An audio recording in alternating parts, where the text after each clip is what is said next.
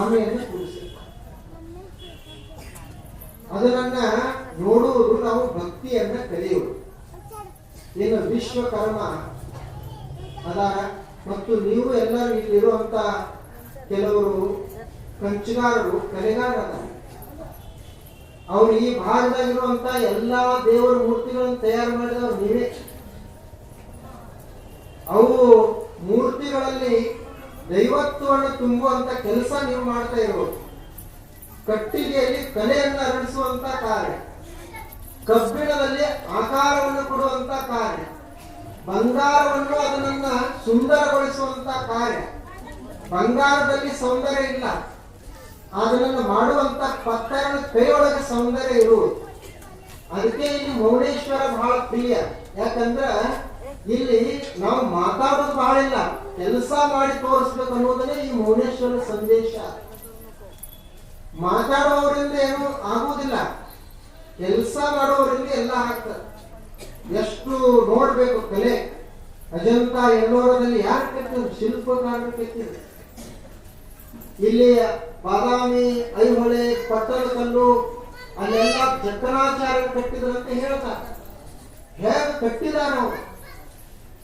ನಮಗ ಒಬ್ಬ ಜೀವಂತ ಮನುಷ್ಯನನ್ನ ಚಂದ ಮಾಡಕ್ ಬರಂಗಿಲ್ಲ. ತಲೆ ಯಾಕಡೋ, ಮೈ ಯಾಕಡೋ, ಕಾಲು ಯಾಕಡೋ, ಏನೇನೋ ಇರ್ತಾರ. ಆದ್ರೆ ಅವರು ಕಲ್ಲಾಗ ಮಾಡಿದಾರ. ಕಲ್ಪನೆ ಮಾಡ್ಕೊಳ್ಳೋಣ ನಾವು ಒಂದಿಷ್ಟು.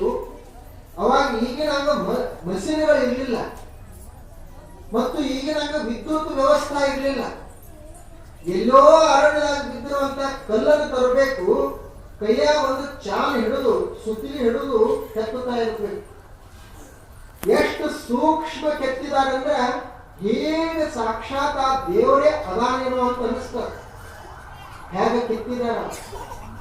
ಒಂದು ವೇಳೆ ಇವರು ವಿಶ್ವಕರ್ಮದವರು ಇರ್ಲಿಲ್ಲ ಅಂದ್ರೆ ಯಾವ ದೇವರೊಳಗೂ ದೇವಸ್ಥಾನದೊಳಗೆ ದೇವರೇ ಇರ್ತಿರ್ಲಿಲ್ಲ, ಸೌಂದರ್ಯನೇ ಇರ್ತಿರ್ಲಿಲ್ಲ. ಕಟ್ಟಿಗೆಯಲ್ಲಿ ಸೌಂದರ್ಯವನ್ನು ತುಂಬುವವರು, ಬಂಗಾರದಲ್ಲಿ ಸೌಂದರ್ಯವನ್ನು ತುಂಬುವವರು, ಕಂಚುದಲ್ಲಿ, ಲೋಹದಲ್ಲಿ, ಎಲ್ಲದರಲ್ಲಿ ಸೌಂದರ್ಯ ತುಂಬುವವರು ಯಾರು ಅಂತಂದ್ರೆ ವಿಶ್ವಕರ್ಮ. ವಿಶ್ವವನ್ನ ರಚಿಸುವವರು, ವಿಶ್ವವನ್ನೇ ಅದಕ್ಕೊಂದು ರೂಪ ಕೊಡುವವರು ಅವರು ವಿಶ್ವಕರ್ಮ. ಮೂಲ ದೇವರು ಅದಾಗಲ್ಲ, ಅವನ ಹೆಸರು ವಿಶ್ವಕರ್ಮನೇ. ಯಾಕಂದ್ರೆ ಆತ ಈ ಜಗತ್ತನ್ನೆಲ್ಲ ಚಿತ್ರ ತುಂಬುತ್ತಾ ಇದ್ದಾನಲ್ಲ. ಇವೆಲ್ಲಾ ಮೂರ್ತಿಗಳನ್ನು ಯಾರು ತಯಾರು ಮಾಡಿದ್ದಾರೆ? ಇವೆಲ್ಲಾ ಮೂರ್ತಿಗಳು, ನಮ್ಮ ಮೂರ್ತಿಗಳು ತಯಾರಾಗಿದವಲ್ಲ, ಯಾರು ತಯಾರು ಮಾಡಿದ್ರು? ಆ ಮೂಲ ವಿಶ್ವಕರ್ಮನೇ ತಯಾರು ಮಾಡ್ಯಾರ. ಎಲ್ಲರಿಗೂ ಒಂದೊಂದು ಆಕಾರ ಕೊಟ್ಟ. ನೋಡ್ರಿ, ಅವ್ನಿಗೆ ಎಂತ ಕಲೆ ಇರಬೇಕು. ಒಂದ್ರಂಗ ಒಂದು ಮೂರ್ತಿ ಇಲ್ಲ, ಎಲ್ಲರಿಗೂ ಆಕಾರ ಬೇರೆ ಬೇರೆ, ಬಣ್ಣ ಬೇರೆ ಬೇರೆ. ಹೇಗಿರ್ಬೇಕು ಇವು ಮೂರ್ತಿಗಳು? ಮತ್ತು ಇವತ್ತಿದ್ದಂಗೆ ನಾಳೆ ಇರಂಗಿಲ್ಲ. ಜೀವಂತ ಮೂರ್ತಿಗಳು ಪ್ರತಿ ದಿವಸ ಬದಲಾಗ್ತವೆ.